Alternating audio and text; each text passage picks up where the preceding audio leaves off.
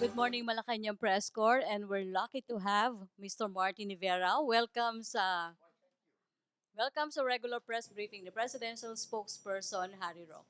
Good afternoon, sir. Magandang umaga, Pilipinas, and good morning to the ladies and gentlemen of the Malacañang Press Corps.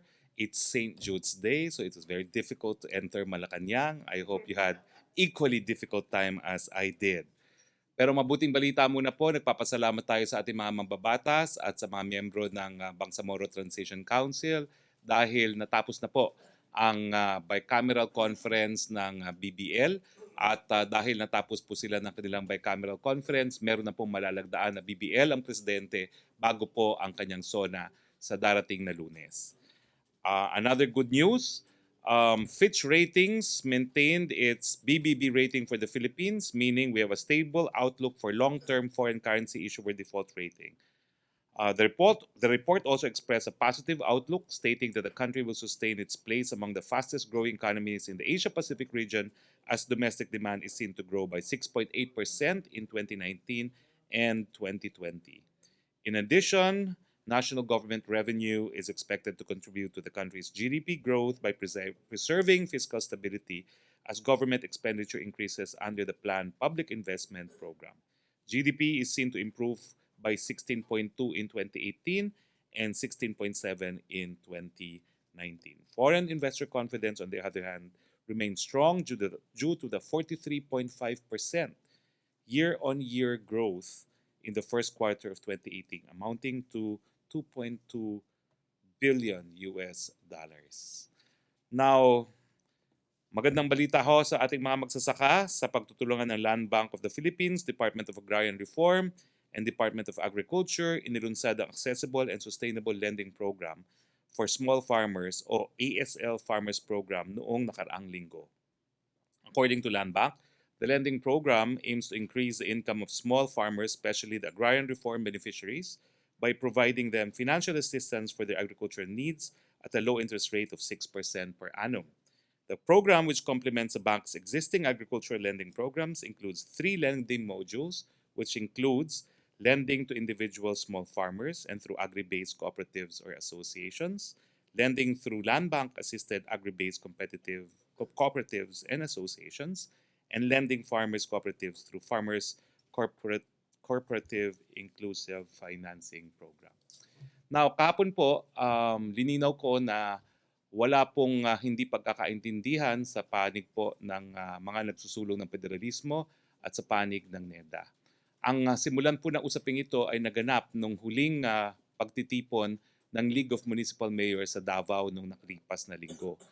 Nagpunta po doon sa LMP meeting si Dodo Mandanas, ang ating kliyente po dito sa isang kaso na nadesisyonan na ng Korte Suprema kung saan ang desisyon ng Korte Suprema ay mali ang computation ng IRA.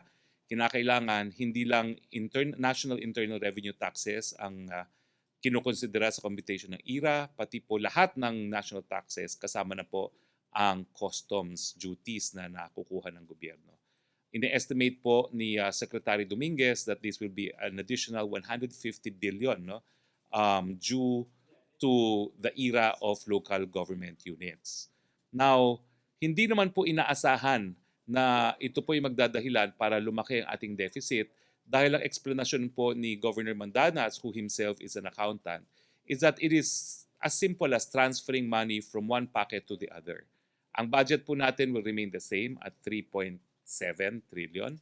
Ang mangyayari lang po, yung mga devolved na mga serbisyo gaya ng farm-to-market roads, gaya po ng mga barangay roads, yung mga convergence projects. Yung convergence projects po kasi, ginagamitan ng national funds pero para sa mga lokal na mga kalsada patungo sa mga tourist at saka industrial destination, lahat po ito ngayon ibibigay na sa IRA ng mga local government units at hindi na po yan ibibigay sa mga line departments.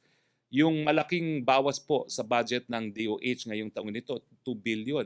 Kasi po, nagkaroon ng underspending ang DOH pagdating sa paggagawa ng mga barangay health centers. No? So ito po yung solusyon. No?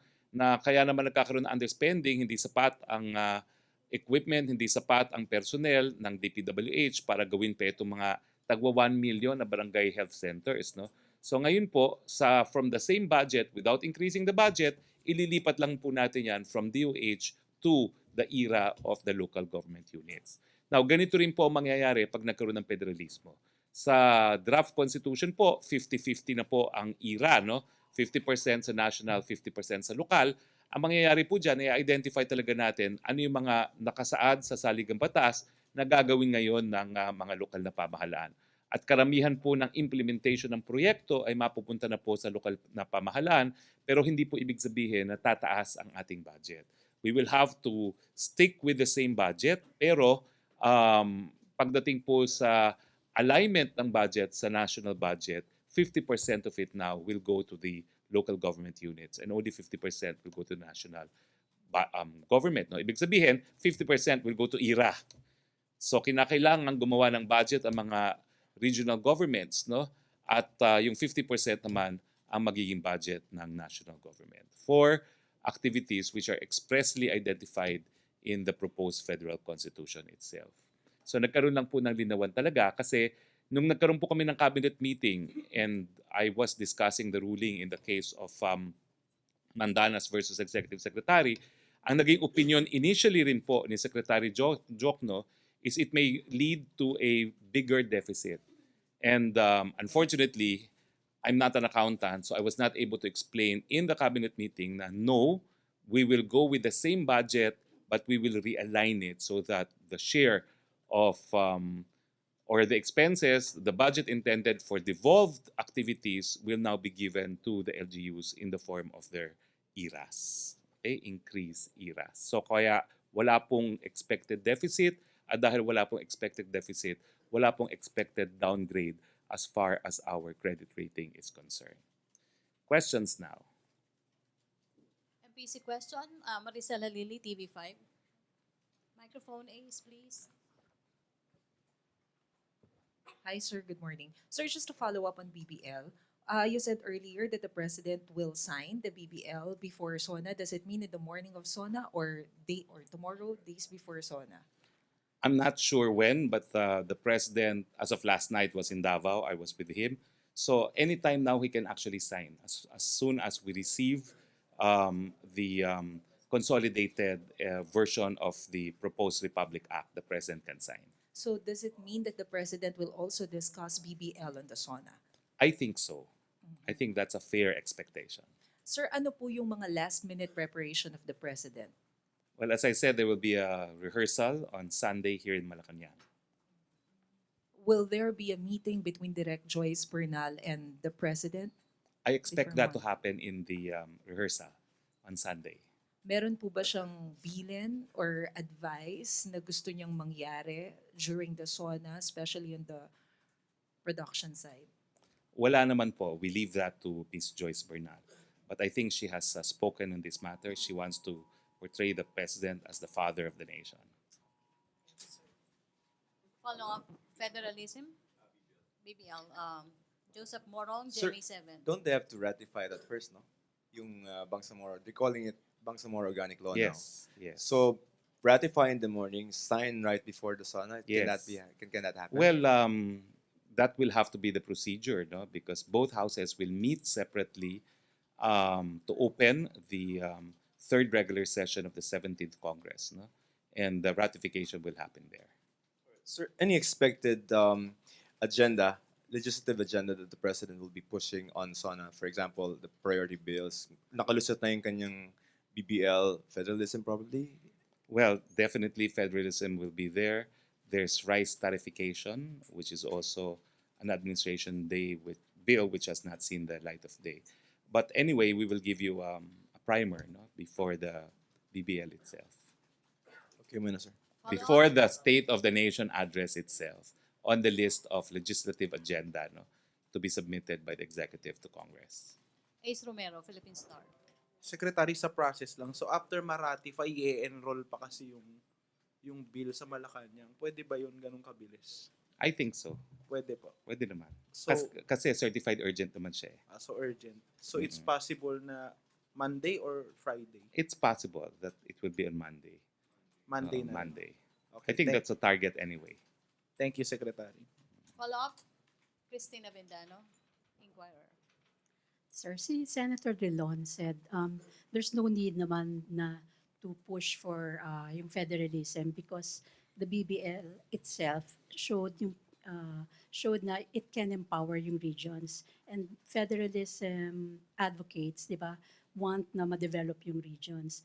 And then also back on the SC ruling, si former Chief Justice Davide said na this will help yung 40, yung going back to the national government, yung 40% ng era for LGUs, it will help rin daw yung region. So that's another argument against federalism. Sir, what's your reaction to Well, I had the personal experience as far as this is concerned. I myself believed initially that perhaps charter change for federalism would not be necessary until I had my personal experience in Congress. No?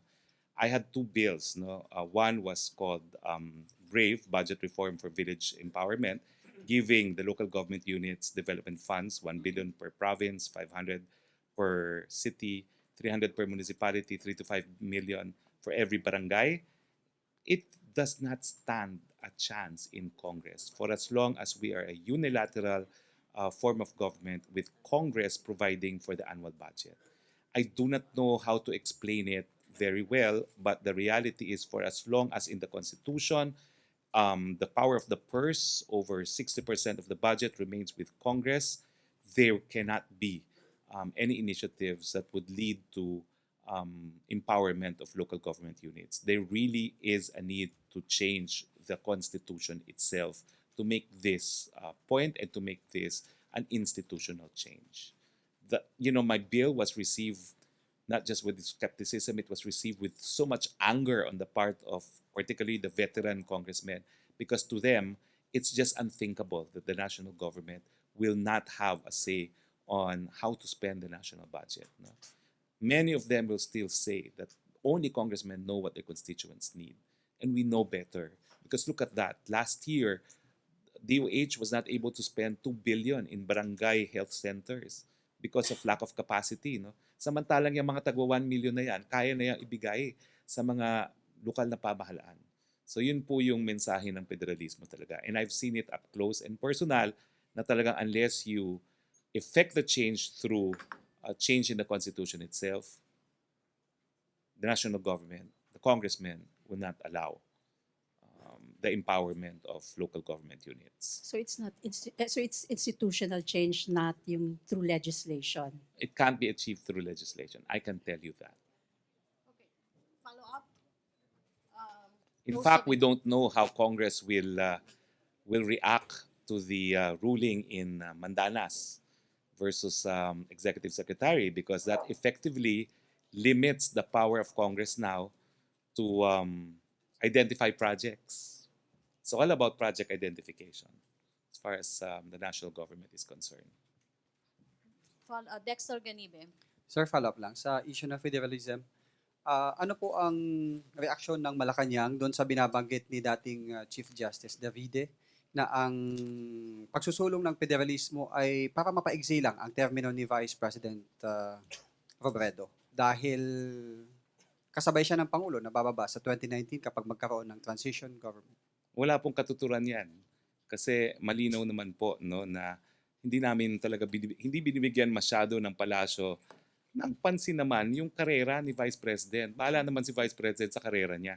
Ang malinaw lang kami kung saan patungo ang leadership ni Presidente Duterte. At paulit-ulit sinasabi ni President Duterte, nais niyang maging legacy sa taong bayan yung charter change patungo ng federalism, at matapos makamit yan, bababa na siya sa pwesto. No? So bahala na po sa karera niya si VP Lenny. Rose Novenario. Hi sir, good afternoon.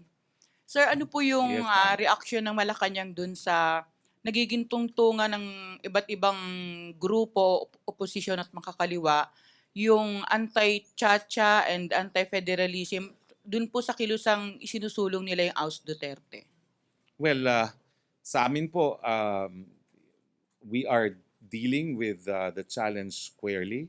Alam po namin na dapat mag-double time as far as dissemination is concerned. Yung mga surveys po na nagsasabi na karamihan ayaw mag-charter change ay dahil karamihan ng Pilipino hindi nalalaman o walang alam na sapat pagdating sa charter change. So we're accepting the challenge to improve on dissemination, discuss the issue on why we need to effect the change to federalism at kung ano yung mga benepisyo, no? Lalong-lalo na sa mga lokal na pamahalaan, no? Pag tayo po ay nagkaroon ng charter change. So sa amin po, we accept the challenge. Ay, follow up lang po.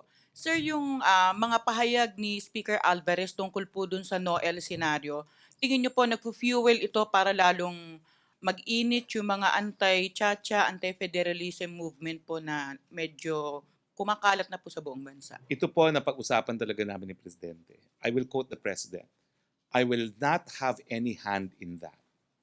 Talagang hindi po siya payag sa NOEL para labang sa charter change. So, unang-una, we would like to inform the people. Yan po ang posisyon ng Presidente. I will not have any hand in NOEL. Naniniwala po siya sa demokrasya, naniniwala siya sa eleksyon, at ang nais niya, isabay na nga itong referendum sa eleksyon. So, yun po ang posisyon ng ating Presidente dyan. Thank you, sir. Henry Uri, DZRH. Secretary, si dating Chief Justice David rin ang nagsabi na ang Pangulong Rodrigo Duterte at si Senator Bongbong Marcos ay pwedeng kumandidato kapag na-approve na yung federal government.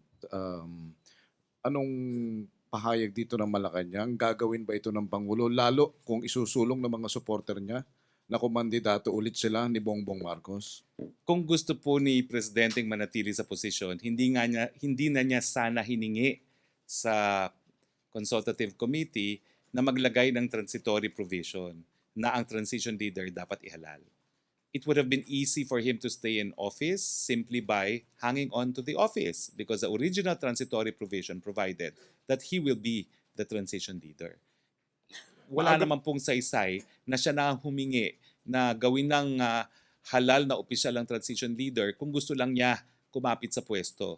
All he had to do was to stay in office if that's what he wants. So, mali po ang sinasabi ni dating Chief Justice Davide with all due respects. Anong gusto ninyong iparating dun sa mga supporter ng Pangulo na maaga pa lamang ay sinasabi na papakandidatuhin nila ang tambalang Duterte at Bongbong Marcos? Hindi nga po pwedeng ganon kasi kung gusto lang ni Presidenteng manatili sa pwesto, hindi na niya hiningi yung transitory provision na yon.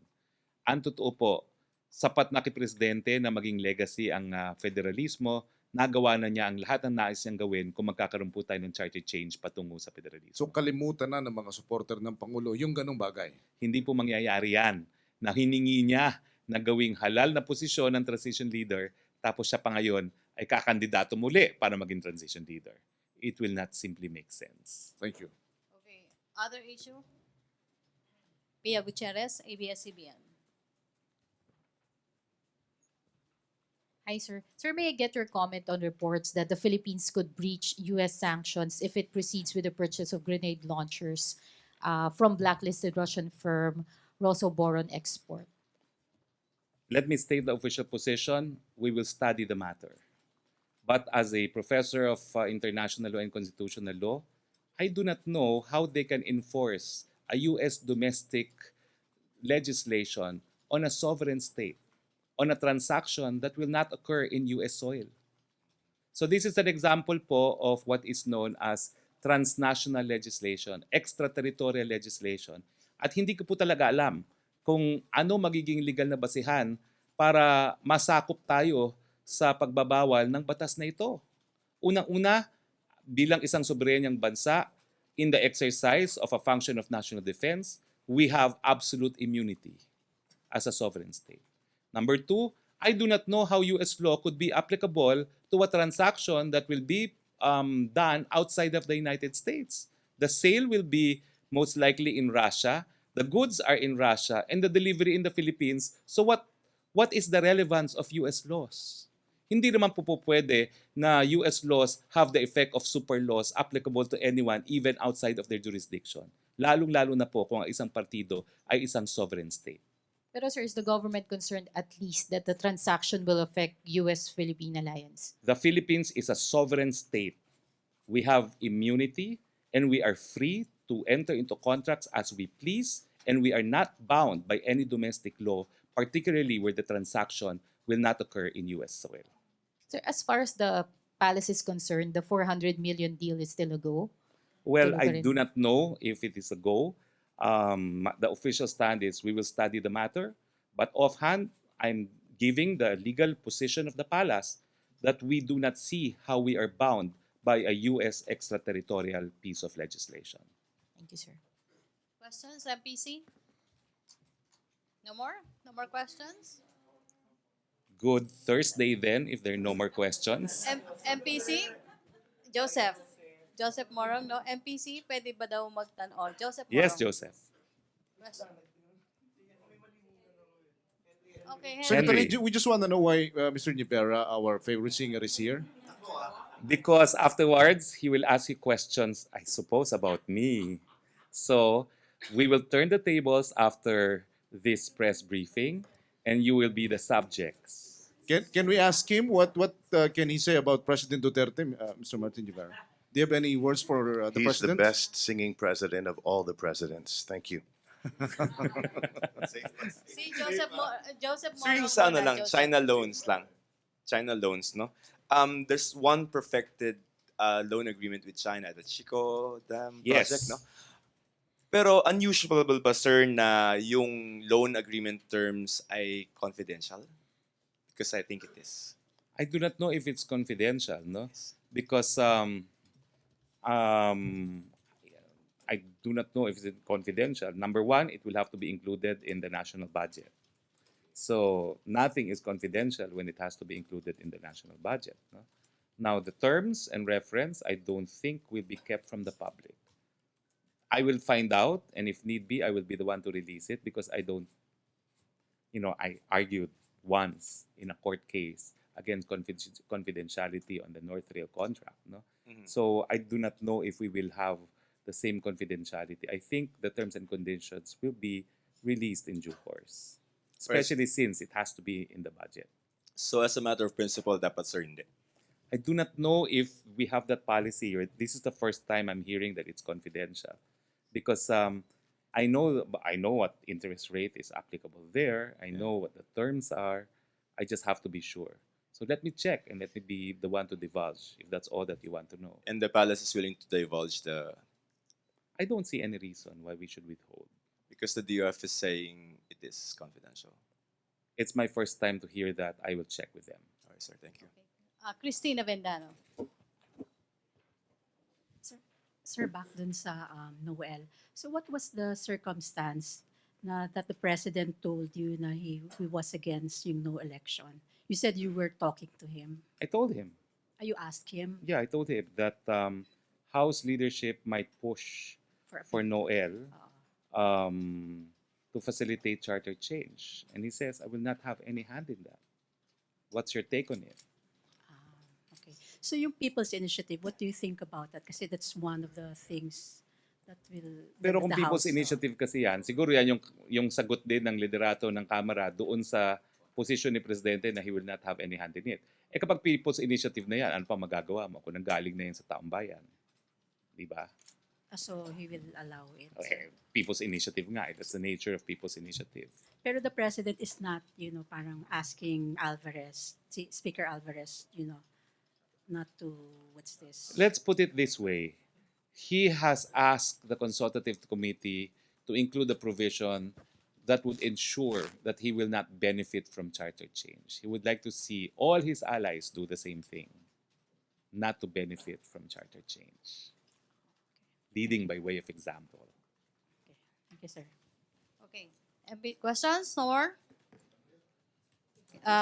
Can we have Mr. Martin to ask question? Yeah, you can take the podium. Or maybe there, just the mic. My question is very important, Secretary. What did you have for breakfast? You were there. What? I had chicken longanisa Chingalaganis. and eggs. How important is the Malacañang press corps to you? Very important. the job is because of the Malacañang Press Corps, because it's important that they deliver the message to the people. The message of the president be delivered to the people through them. How transparent can you be? You heard what I said. You On answer a very matter well. that the Department of Finance said was confidential, I will divulge because I think the people are entitled to know it. What's your advice to the president when he speaks? When he speaks, stick with the The script. prepared script. Although I have promised him that I will help look for better speech writers who will actually write speeches that he will actually read. And which channel asks the best questions? All of them ask great questions, in fairness. Also, we'd like to thank you for letting us spend your day with you. So just so you know, this is for the new show that I have on ANC, that he allowed us to spy on his whole day. So on behalf of ANC and all of us on the Martin Rivera show, we thank you very much. Thank you so much. Thank you too, Martin, and thank you, ladies and gentlemen of the Malacañang Press Corps. Okay, thank you. Thank you. See you on Monday. Thank you, No, Mr. see you on Martin. Monday. I will be on Congress already. By Tuesday, sir? On Tuesday. See you on Tuesday then. Yes. No. But you don't want to have a press briefing on Sona Day, right? Doon na tayo lahat sa Sona. Okay? So When do you tomorrow, want it? baka pwedeng tomorrow, advance or persona or statements. Yes. Let's schedule kasi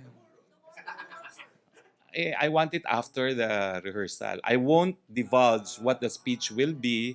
I can give broad strokes, but be prepared. 35 minutes daw eh. So, ha? He promised he will be faithful to the script. Okay, thank you, Okay? Malacañang See you. Press Let's keep Corps. in touch, in other words. Thank you, Otherwise, I'll see you on Tuesday. Thank you, Presidential Spokesperson Thank Harry you. Roque. Thank you, Mr. Martin Rivera. Thank you, Malacañang Press Corps. Back to our main studio sa Radyo Pilipinas and People's Television Network.